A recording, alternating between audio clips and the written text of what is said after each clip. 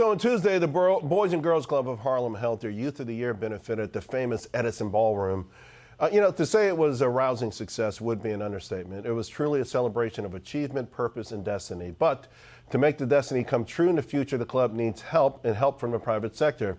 Joining me now, Boys and Girls Club of Harlem CEO Sharon Joseph, Kwame Marcel, who joined the Boys and Girls Club in 2016. He's now interning for Roberts and Ryan on Wall Street. And Roberts and Ryan Investment CEO is with us as well at the Alessandro. Sharon, I want to begin with you because, honestly, you have brought an amazing vision to the Boys and Girls Club. You've got a private sector, Wall Street background. Talk to us a little bit where you want to take it. Well, thank you so much. I think for me, it was about building a bridge. Having been on Wall Street for 20 plus years, I saw companies bring in students, but they weren't prepared. Oftentimes they didn't have the social emotional, and so I realized that I wanted to start earlier in the process, to go down in that pipeline and to continue to build a bridge so that students like Q, and that's what we affectionately call him, could get exposure and opportunities. So Q, let's talk about that. What attracted you to the club in the first place? So going to high school in Harlem has really been not different, but it's been weird in the sense of you don't get many opportunities to, do a lot of things in certain aspects. And going to the Boys and Girls Club has really been a place where I can go and be safe and have a comfortable space to go through every day, to just enjoy myself and do things that, not normally people can do. And listen, the reason I bring it up is because I went there. It started out as M.L. Wilson Boys Club. The convent church ran it. And me and my brothers moved to New York to Harlem in 75, 73, 74, and I joined in 76. And it was an amazing, to your point, safer space where you have people who were helping you. They ran a football team. I played on the team. And it was really an oasis in an area that was extraordinarily dangerous. And it was hard also, to be honest with you, to be an individual when I was growing up. Everyone had to act and be a certain way, or you're actually in jeopardy or trouble. Did you ever feel some of that yourself? Not to that degree, but not really. It's been how do I say this? It's been where you grow up and you're not exposed to certain things and having a lot of opportunities to be successful. Right.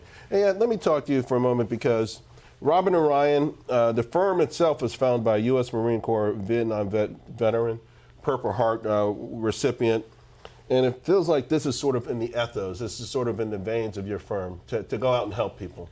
Absolutely. Actually, we founded the firm on the principle of actually giving back to veterans. I mean, we're a for-profit organization, owned and run by veterans, but we have a social mission to take a percentage of everything that we make and give it back to organizations that are helping vets every single day. We figure that's the way we can have the biggest impact.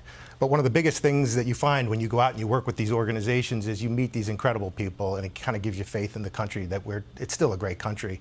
And you meet people like Sharon, and someone who gives up a Goldman Sachs paycheck to come and help kids in Harlem is somebody that we want to be associated with. And now Q's interning for you, right? He's interning he's on the floor. We actually have a floor presence. We're the only veteran firm with a floor presence, and he's down there with our team. You like the action down there? Yeah, everybody at the Roberts and Ryan and Mark Miller has been has opened me and my friend with open arms, and it's made everything just comfortable and seamless. Yeah. So Sharon, I know one of your goals is to get off the dependence of the kind of funding, right? The sort of the grants and the government funding, which is slow, inconsistent, and limited, and to bring in more private sector funding. How's that going? I have to say that when we first started, again, with my Wall Street background, I believe in a diversified portfolio. And while we appreciate the government funding we've had over the last few years, we wanted to diversify our funding, both corporations as well as foundations, and to make sure that people really understood the work that we do. I believe that it's not just about the money, it's about building long-term relationships. So when we partner with a corporation, it's now opening up job opportunities for our students. And when they start to see what they can do, it helps them to go back and excel in school because they're more intentional about their career, they're more intentional about school, as well as it helps with the racial equity divide, right? So we teach the kids financial literacy.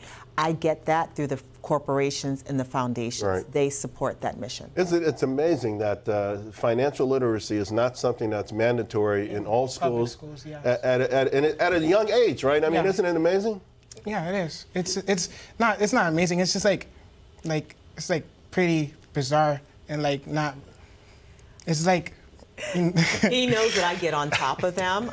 We have financial literacy classes weekly. Sometimes I teach the class. We've partnered with Wharton University to teach financial literacy. I have to say thank you to our banks because, again, a lot of our local banks have come in and not only teach our students financial literacy, but to teach their parents as well. The reason why we have our workforce program in the summer is because a lot of these kids don't Talk have real income. quick about that before we run out of time. We have a workforce program where we not only train the students for 6 weeks, we train them in banking, we train them in technology and media, in healthcare, in retail, and we pay the students. So I got a fundraise, we pay them $1,300 for Project Learn, to learn work skills. And right now I have a wait list of 150 students that I need to raise money for so they can do it. But it's those type of opportunities that prepares him to go work for firms. Yeah. Well, got to say, Ed, it's amazing the hand that the helping hand that you've provided. Well, we're honored to do it. Yeah. Happy to do it. And I think Sharon's probably always bugging you. Tell more of your friends. We're gonna, and hopefully as we grow, we're gonna bring on more and more of the Harlem Boys and Girls. All right, and Q, we're going to be watching you, my man. You're like the trailblazer. You ready? Yes, sir. Yes, sir. All right. Well, you look good. You sound good, and you've been an amazing story, amazing success story. So a lot of younger folks in the neighborhood are looking up to you as well. Thank you. And Sharon, what can I say? You are an absolute superstar. You really are. Thank you very much. Thank you. All right. All right, folks. Again, I want to say thank you to Sharon, Ed, and of course Q. And if you'd like to donate to the Boys and Girls Club of Harlem, you can text BGCH Give to 44-321. And before we go and I hand it off the show, I want to say a quick word about the Boys and Girls Club of Harlem and other organizations like it. It really does take special people so dedicated that really they only see the finish line. They don't see the obstacles, which in many cases could be like Mount Everest, a lot more like Mount Everest than a speed bump. One such man that was there during my time was a man named Leroy Carter. To this day, I don't even know what he did for a living, but I do know the times that he helped me and my brothers when we would come up short of the fees, like to play football.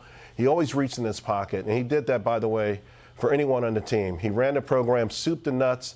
He would fill out paperwork to get insurance. He went out there, he found the coaches. There were numerous groundbreaking ceremonies for the Boys and Girls Club. They would unbrick the entrance. A bunch of politicians would come in, make speeches, and they'd brick it back up. Here's one of the events, though, where I stood next to Mr. Carter. And the cameras and the politicians would leave, but I always had faith that he would be there and he would never give up on the kids in the community. And every community, in my opinion, needs a Mr. Carter. If we had that, we'd be a better nation. So shout out to all of those who volunteer and help the young in their communities.